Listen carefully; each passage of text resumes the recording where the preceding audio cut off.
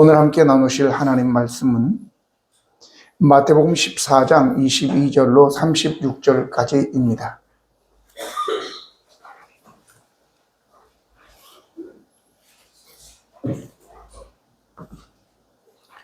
예수께서 즉시 제자들을 재촉하사 자기가 무리를 보내는 동안에 배를 타고 앞서 건너편으로 가게 하시고 우리를 보내신 후에 기도하러 다른 산에 올라가시니라. 저물매 거기 혼자 계시더니 배가 이미 육지에서 술이나 떠나서 바람이 거스림으로 물결로 말미암아 고난을 당하더라. 암사령에 예수께서 바다 위로 걸어서 제자들에게 오시니 제자들이 그가 바다 위로 걸어오심을 보고 놀라 유령이라 하며 무서워하며 소리를 지르거늘 예수께서 즉시 이르시되 안심하라. 나니 두려워하지 말라. 베드로가 대답하여 이르되 주여 만일 주님이시거든 나를 명하사 물 위로 오라 하소서 하니 오라 하시니 베드로가 배에서 내려 물 위로 걸어서 예수께로 가되 바람을 보고 무서워 빠져가는지라 소리를 질러 이르되 주여 나를 구원하소서 하니 예수께서 즉시 손을 내밀어 그를 붙잡으시며 이르시되 믿음이 작은 자여 왜 의심하였느냐 하시고 배에 함께 오름에 바람이 그친지라. 배에 있는 사람들이 예수께 전하며 이르되 진실로 하나님의 아들이었습니다 하더라. 그들이 건너가 게네사렛 땅에 이르니 그곳 사람들이 예수이신 줄 알고 그 근방에 그 통치하여 모든 병들을 예수께 데리고 와서 같이 읽습니다. 다만 예수의 옷자락이라도 손을 대게 하시기를 간구하니 손을 대는 자는 다 나음을 얻으니라. 아멘. 우리가 이순신 장군 하면 어떤 형상이 떠오르십니까? 네. 칼을 탁 들고 당당하게 서 있는 그 모습이 떠오르게 될 것입니다. 또 하나가 있다면 적의 흉탄에 맞아 죽어가면서 적에게 나의 죽음을 알리지 말라 이렇게 하는 이제 말이 떠오르게 되지요. 박정희 대통령 하면 이제 저 경부선 그리고 선글라스를 끼고 그 땅딸만한 키에 딱 서 있는 그 모습이 떠오르기도 합니다. 그러면 하나님의 아들 예수 이렇게 말하면 뭐가 떠오릅니까? 아들? 하나님 아버지가 낳구나 이렇게 떠올리면 잘못된 떠올림이죠. 본래 여호와의 증인들은 예수님을 하나님으로 안 믿었어요. 오직 여호와만 하나님이시고 한 분 하나님이시다 이렇게 우리도 한 분 하나님이신데 예수는 뭐냐 하도 이단이라고 하니까 예수님도 하나님이시다라고 하니까 하나님의 아들 예수 그러니까 하나님보다 좀 열등한 그런 하나님이다 이렇게 이야기하는 거죠. 그런데 오늘 하나님의 아들이라고 하는 것은 바로 하나님보다 열등한 하나님이 아니라 바로 하나님과 동등하다 이걸 이야기하고자 하는 것이에요. 오늘 이제 본문에 보면 제자들을 먼저 보내고 예수님께서 뒤따라가는데 저녁 때쯤 해서 출발했는데 지금 밤 4경이 되었는데도 아직도 건너가지를 못하고 바람이 불고 파도가 치니까 이제 고전을 하고 있는 거죠. 그래서 예수님께서 그 물 위로 걸어서 가서 그들을 이제 건져 주실 때에 그들이 배에 탔던 제자들이 다 예수님의 발 앞에 무릎을 꿇고 진실로 그는 하나님의 아들이시니다 아들이로소이다 라고 고백을 하는 겁니다. 이거 하나님의 아들이다 라고 하는 것은 우리 같은 평범한 인간 아니고 구원자다 이 이야기를 하고 있는 것입니다. 하나님의 아들에 대한 이미지는 여러 가지가 있습니다. 그에 또 우리가 이야기할 것이 많지만 오늘 하나님의 아들로서 예수님 이 본문을 중심으로 해서 어떻게 말씀했느냐, 이걸 우리가 살펴보고자 하는 것입니다.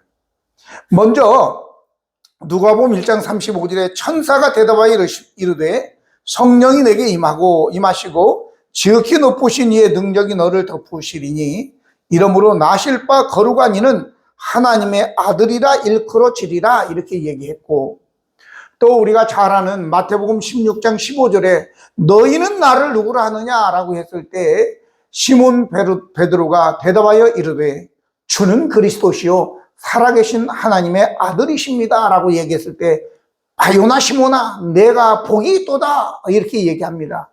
바로 이러한 고백, 바로 하나님의 아들이라고 하는 고백은 그분은 우리를 구원하시는 분이시다 라고 하는 거예요. 그러니까 네가 복이 있다, 이렇게 이야기한 것입니다. 또 히브리서 1장 1절로 13절 보면 옛적에 선지자를 통하여 여러 부분과 여러 모양으로 우리 조상들에게 말씀하신 하나님이 이 모든 날 마지막에는 아들을 통하여 우리에게 말씀하셨으니 이 아들을 만유의 상속자로 세우시고 또 그로 말미암아 모든 세계를 지으셨느니라. 이는 하나님의 영광의 광채시고 그 본체의 형상이시라. 그의 능력의 말씀으로 만물을 붙드시며 죄를 정결하게 하는 일을 하시고 높은 곳에 계신 지극히 크신 이의 우편에 앉으셨느니라, 이렇게 말씀하셨습니다. 예수님에 대해서 그분이 아들이시기 때문에 이 모든 세상을 그분을 통해서 만드셨고 그분은 하나님의 형상이다, 이렇게 얘기하고 있습니다. 그러면서 그 예수님, 그 아들이 우리의 모든 죄를 정결케 하신다라고 얘기하고 있으니까 바로 예수님이 우리를 위한 구원자이시다라고 하는 것을 분명히 말씀하고 있는 것입니다. 유대인들도 요한복음 19장 7절에 유대인들이 대답하되 우리에게 법이 있으니 그 법대로 하면 그가 당연히 죽을 것은 그가 자기를 하나님의 아들이라 함이니이다 라고 얘기했습니다. 하나님의 아들이라고 했다고. 그게 뭐냐? 신성모독.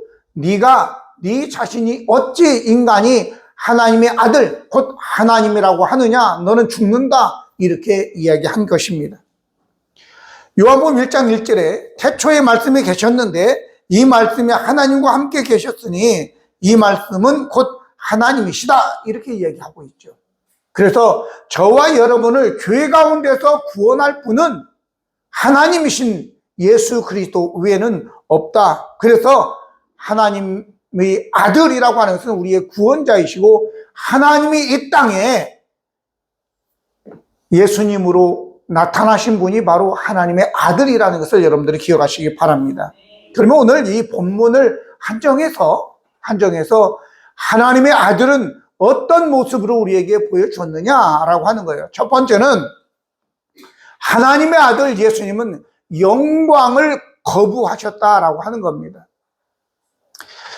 22절 23절 보면 예수께서 즉시 제자들을 제촉하사 자기가 무리를 보내는 동안에 배를 타고 앞서 건너편으로 가게 하시고 그리고 무리를 보내신 후에 기도하러 따로 산에 올라가시니라.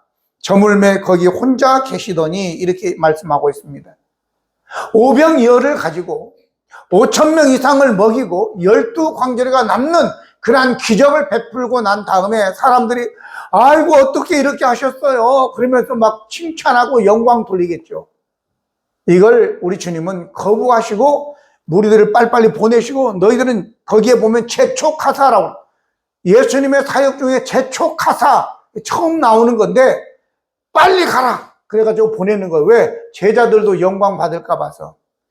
여러분, 영광은 오직 하나님에게, 아들 예수에게만 속한 것을 기억하시기 바랍니다. 인간들은 속성이 이생의 자랑, 자기 자랑하기를 좋아하죠. 남이 수고한 것에 그냥 숟가락만 하나 딱 얹어가지고 같이 영광 받으려고 하는 속성도 있잖아요, 우리가. 내가 뭘 했는데 사람들이 알아주지 않으면 그냥 어떻게 할 바를 알지 못합니다. 옛날에 우스갯소리 했어요. 금리를 했어. 지금은 금리가 막 많지만 오히려 금리를 안 하죠. 창피하니까. 근데 옛날에는 금리 안 하면 어디 가세요? 어디 가세요? 뭐 이러기도 하기도 하고. 아이고 머리 아파. 그리고 금가락기 차 타고 막 아이고 머리 아파. 뭐 이렇게 하기도 하고 하는데 지금은 우리 인간들이 똑똑해져 가지고 안 하는 것 같으면서예요. 내가 자랑 같아서 죄송하지만 그러면 자랑하고 있어. 이런 거 인간의 속성이란 말이죠. 그런데 우리 주님은 하나님의 아들로서 우리 주님은 오병이어를 가지고 5,000명 이상을 배불리 먹이고도 12광주리가 남는 그런 기적을 베푸시고도 우리 주님은 영광을 돌릴까 봐서 빨리빨리 서둘러서 내보내게 되었다라고 하는 것입니다. 오늘 성경에 보면 아수에로 왕 같은 경우에는 왕이 되고 난 다음에 3년 후에 그의 부함과 위험의 혁혁함을 나타내기 위해서 180일 동안을 잔치를 했다 이렇게 나옵니다. 또 뿐만 아니라 느부갓네살 왕은 저 두로 평지에 자기의 형상 크게 만들어서 금으로 떡칠을 해가지고 금신상을 만들어 놓고 누구든지 다 거기에 엎드려서 절해라, 안 그러면 죽는다, 이런 법을 만들기도 하고, 저 북한에도 김일성이, 김정은이 그 상들을 만들어 놓고 경배하고, 과거에 우리가 일제치하에 있을 때 천왕이라고 해서 신사참배, 바로 천왕이 하나님이다, 신이다 그래서 신사참배를 강요하고 안 하면 감옥에 가두고 하는 일들이 있지 않았어요? 바로 인간이 그렇다 그 말이죠. 그런데 하나님의 아들 예수님은 거부하셨다라고 하는 거예요. 오늘날 내가 하나님이다 라고 하는 인간들을 보면 어떻습니까?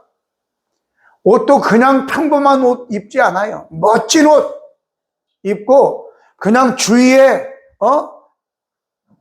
경호원들을 끌고 다니면서 그렇게 다니다 보면 자기가 마치 하나님 된 것처럼 착각할 수 있겠죠.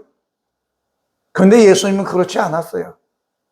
우리가 잘 생각해야 돼요. 아, 그런 걸 보면서 저 사람이 진짜 하나님인가? 진짜 구세주인가? 착각하지 마시고 오히려 이 세상에서 그렇게 자기를 높이는 자는 구세주가 아닌 것을 여러분들이 깨달아야 될 줄로 믿습니다. 자, 그래서 요한계시록 5장 12절 13절 보면 큰 음성으로 이르되 죽임을 당하신 어린 양은 능력과 부와 지혜와 힘과 존귀와 영광과 찬송을 받으시기에 합당하도다 라고 얘기하고 있어요. 다른 모든 피조물들은 아니에요. 우리는 우리에게 주신 이 영광도 다 하나님께 돌려드려야 될 줄로 믿습니다. 칭찬을 구하지 마십시오. 바울 같은 그 영성이 깊은 사람 바울은 내가 이 교회를 핍박하였기 때문에 사도라고 불리는 것도 내가 사도 중에 가장 작은 자다라고 얘기했을 뿐만 아니라 디모데전서 1장 15절에는 내가 죄인 중에 괴수다 이렇게 또 얘기했단 말이죠. 근데 우리는 누가 조금만 우리를 갖다가 이렇게 뭐 나쁘게 얘기하면 막 분을 삭히지 못해가지고 씩씩거리고, 응? 내가 어떻게 해줬는데 네가 나한테 이렇게 그러지 마세요. 그냥 밟으면 밟히세요. 우리가 옛날 어렸을 때 보면 약간 서리빨이 쓰거든요. 좀 있으면 이제 서리가 내리고 이렇게 하면 땅이 뜹니다. 그럼 보리가 이렇게 잘못 뛸 수 있어요. 그래서 우리가 보리밭을 밟아주는 그런 일들을 했거든요. 아마 나이 드신 분들은 그게 뭔지 알 거예요. 밟아야지만이 잘 크는 거예요. 안 그러면 땅과 함께 같이 떠가지고 얼어 죽어요. 밟아줘야지만이, 여기는 좀 상할지 모르지만 뿌리는 땅에 박혀서 제대로 크는 거예요. 봄이 되면 싹이 나는 거예요. 그렇죠? 나이 드신 분들은 그게 뭔 소리인지 알고, 젊은 애들은 뭘 발로 밟으면 죽는 거 아닌가? 안 죽어. 밟혀야지만이 사는 거예요. 겸손해지고. 그래서 누가 밟으면 그래도 밟아라. 때가 되면 하나님께서 겸손한 자를 하나님께서 복 주신 줄로 믿습니다. 두 번째는 하나님의 아들 예수님은 물 위로 걸으시는 분이셨다라고 하는 거죠. 배가 이미 육지에 소리나 떠나 바람이 거슬림으로 물결로 말미암아 고난당하더라. 밤사경에 예수께서 바다 위로 걸어서 제자들에게 오시니 제자들이 그가 바다 위로 걸어오심을 보고 놀라 유령이라 하며 무서워하여 소리를 지르거늘 그랬습니다. 바다 위로 걸었대. 자, 우리가 이제 생각할 때, 아니, 바다 위로 지금 풍랑이 일고 바람이 불고 막 고난 당하고 있는데 누군가가 바다 위로 걸어왔어. 유령이라고 소리를 지르고 난리가 난 거죠. 그것도 기적이죠. 이적이죠. 우리가 걸어갈 수 있어요, 바다 위로? 그런데 우리가 기억할 것이 있습니다. 저는 이 말씀을 준비하면서 우리 주님은 자연을 거스리는 것 신경 안 쓰고 제자들이 고난당하는 것에 집중하다 보니까 바다인지 땅인지 바위인지 가시밭길인지 그냥 걸어가신 거예요. 그런데 이 바다는 하나님이신 예수님을 잠길 수가 없었던 것입니다. 할렐루야. 왜? 예수님께서 하나님으로서 이 바다의 모든 법칙도 만유인력의 법칙도 다 하나님이 예수님이 주신 것인데 저희들이 뭔데 예수님을 빠뜨려? 그럴 수 없는 거예요. 자, 여러분, 아까 일부 예배 때 제가 그런 얘기를 했어요. 우리의 자녀가 큰 차에 깔려 있어. 엄마가 어떻게 할 수가 없는데 아무도 도와줄 사람이 없어. 근데 엄마가 그 차를 갖다가 불끈 들어가지고 자녀를 구했다는 얘기를 들어보신 적은 있나요? 예. 초인적인 힘으로. 왜? 차가 무겁다 그게 중요한 게 아니라 차 밑에 깔린 내 자식이 지금 죽어가고 있다. 이 생각밖에 안 돼서 어쨌든 구해야 된다. 그래서 들어 올렸다. 사실인지 아닌지는 모르는데 저도 이 얘기를 들어서 알아요. 근데 우리 예수님은 하나님이시라고요. 물 위로 걸으셨어요. 그만큼 우리 예수님은 하나님의 아들로서 저와 여러분이 고통당하는 것을 지금 못 보고 계신다 그 말이죠. 우리를 구원하신다 그 말이죠. 할렐루야. 그러면 오늘 우리가 여기에서 뭘 우리는 깨달아야 되느냐? 아, 감사하다 끝나면 안 되고 이 제자들이 예수님이 걸어오셔서 또 배에 올라타시니 바다가 잔잔해지니까 이 사람들이 빨리 알았어. 뭔 뜻인지. 그래서 예수님 앞에 빨리 무릎 꿇고 이는 진실로 하나님의 아들이로소이다 라고 고백했다고. 아멘. 오늘 예수님은 하나님의 아들이십니다. 우리를 구원하시는 하나님이시다 그 말이죠. 그런 고백이 저와 여러분에게 있기를 예수님의 이름으로 축원합니다. 지금은 구원의 날이고 은혜의 때이기 때문에 그렇습니다. 나중에 이제 예수님께서 재림 시에는 어림도 없습니다. 성경에 보니까 이렇게 말씀을 기록하고 있습니다. 마지막 때에 우리 예수님께서 두아디라 교회에게 말씀하여 이르시기를 쓰라고 얘기하시면서 예수님의 눈은 불꽃과 같고 발은 빛난 주석과 같다 그랬어요. 불꽃 같은 눈으로 바라보시고 심판하시고 빛난 주석 같은 발로 심판하신다라고 하는 거예요. 그러나 지금은 구원의 때고 은혜의 날이기 때문에 여러분들이 어떤 어려움이 처해 있든지 간에 우리 주님은 여러분들이 어려움을 보고 구원하시려고 한다라고 하는 것을 기억하시길 바랍니다. 자, 이제 하나님의 아들로서 예수님은 우리에게 안심하라 라고 하시는 분이세요. 27절 보니까 예수께서 즉시 이르시되 안심하라 나니 두려워하지 말라 이렇게 얘기합니다. 안심하라 나다 두려워하지 말아라 이렇게 말씀하십니다. 밤 4경이 되었는데 아니 아까 시작했는데 밤 4경이면 이 밤 4경이라고 하는 것은 저녁 6시부터 다음날 6시까지 12시간을 3시간씩 나누니까 이제 4개로 나눠서 3시부터 6시까지를 갖다가 4경이라고 하는 거예요. 제일 깜깜할 때, 제일 추울 때 새벽 6시가 제일 춥더라고요. 새벽 기도를 다니다 보니까 새벽 6시가 제일 추워. 자, 그런데 이때까지도 아직 건너가지도 못하고 지금 아직도 헤매고 있는 그 제자들을 앞에 예수님께서 나타나셔서 안심하라 난이 두려워하지 말아라. 바로 우리의 인생들 아닌가요? 언제적에 시작했는데 아직도 새빵살이 하고 있고, 아직도 힘들어하고 있고, 내 인생이 왜 이렇게 됐지? 라고 하면서 그냥 포기하고 싶은 우리 심정 아닌가요? 그때 우리 주님은, 하나님의 아들로서 예수님은 안심하라, 난이 두려워하지 말라, 이렇게 말씀하시는 것입니다. 안심하라, 이 뜻은 본래는 용기를 내라, 그런 뜻이에요. 여러분, 우리 앞에 이 제자들처럼 아까 시작했는데 밤새도록 건너가지는 못하고 아직도 헤매고 있는 우리 인생, 포기하고 싶은데 우리 주님은 안심하라, 난이 두려워하지 말라 라고 말씀하시는 우리 주님의 음성을 들어야 돼요. 지금 우리 환경이 문제가 아니라, 예수님의 그 음성을 들어야 되는 줄로 믿습니다. 그러려면 어떻게 돼요? 눈을 뜨면 환경이 보이죠? 눈을 감으세요. 그러면 안 보여요. 눈을 감고 기도해야 됩니다. 주님께 부르짖어야 됩니다. 아무것도 염려하지 말고 오직 기도와 간구로 너의 구할 것을 감사함으로 하나님께 아뢰라. 이는 하나님의 평강이 우리의 마음과 생각을 지키신다, 그렇게 얘기하고 있습니다. 중요한 것은 하나님의 음성을 듣는 거예요. 예수님의 음성을 듣는 거예요. 내니 두려워하지 말아라. 예수님의 음성 들리면 끝나는 겁니다.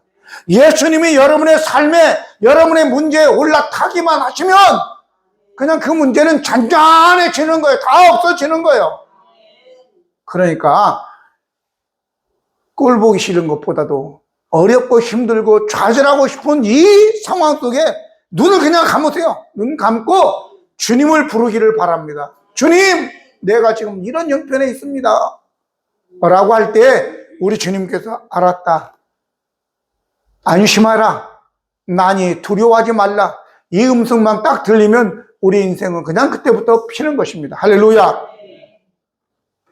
마지막으로 하나님의 아들로서 예수님은 모든 병자를 고치시는 분이시라는 거죠. 35절 36절 보면 그곳 사람들이 예수신 줄 알고 그 근방 두루 통지하여 모든 병든 자를 예수께 데리고 와서 다만 예수의 옷자락이라도 손을 대게 하시기를 간구하니 손을 대는 자는 다 나음을 얻으니라 라고 했습니다.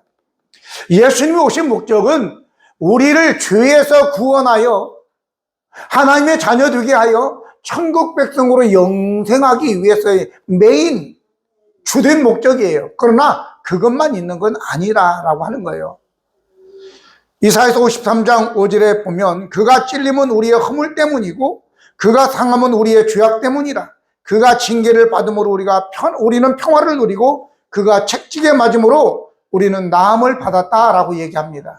그러니까 우리의 죄 사함을 위해서뿐만 아니라 우리에게 평화를 주시기 위해서도 그러고 또 우리에게 질병을 또 고치시기 위해서 책찍에 맞으시기도 하셨다라는 것을 여러분들 믿으시기를 바랍니다.